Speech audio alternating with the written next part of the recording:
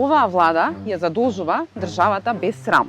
Вака зборуваше Мицкоски во 2022 година додека беше во опозиција, а откако стана премиер, ја задолжи државата со нови 7,5 милиарди евра. Ова е речиси 3/4, односно 78% од вкупниот јавен долг на државата, кој изнесува 9,6 милиарди евра, или во превод значи дека заклучно со минатата година секој граѓанин должел по 5300 евра.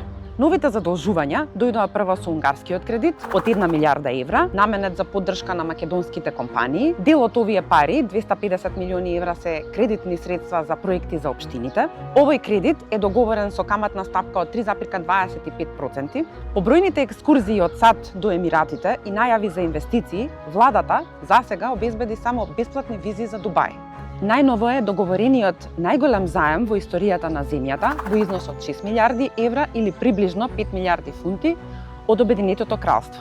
Засега нема конкретни податоци за висината на каматната стапка, ниту пат по кои услови ќе се враќа. Тоа не ја спречи владата да се пофали дека ќе го користи за долгорочни инфраструктурни проекти, вклучувајќи транспорт, здравство, енергетика и дигитализација. Дополнително, во период од една година, јавниот долг е зголемен и со издадените државни обврзници во висина од 135 милиони евра.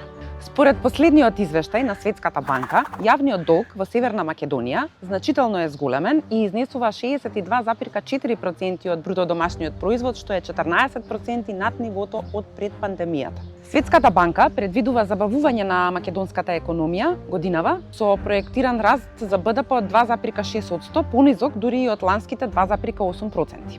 Наскокот на јавниот долг предупредуваат економистите. Укажуваат дека тоа бара внимателно следење на користењето на средствата, транспарентност во нивното трошење и долгорочна стратегија за нивно враќање, за да не се доведа во прашање финансиската стабилност на државата и животниот стандард на граѓаните.